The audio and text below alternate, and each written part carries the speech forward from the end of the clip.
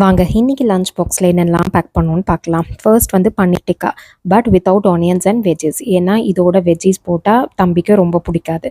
So onions போடாமல் கொஞ்சமாக capsicum மட்டும் போட்டு இந்த மாதிரி கீழே லைட்டாக சாட்டே பண்ணி கொடுத்தாச்சு. ஸோ இன்றைக்கி பார்த்தீங்கன்னா சப்பாத்தி தான். சப்பாத்திக்கு சைட் டிஷ் வந்து பன்னீர் டிக்கா பண்ணியிருந்தேன். சப்பாத்தி ஜென்ரலி பண்ணும்போது புல்கா மாதிரி பண்ணி கொடுத்துருவேன். ஏன்னா இது வந்து கொஞ்சம் கூட சாஃப்டாக இருக்கும். புல்கா ரெண்டும் சுட்டு எடுத்துட்டு கூடவே லைட்டாக கீ வந்து மேலே ஸ்ப்ரெட் பண்ணி கட் பண்ணி பாக்ஸில் வச்சுருவேங்க. கூடவே பார்த்திங்கன்னா இன்றைக்கி ஷார்ட் பிரேக்குக்கு பொடி தோசை தான் கொடுத்துருந்தேன்.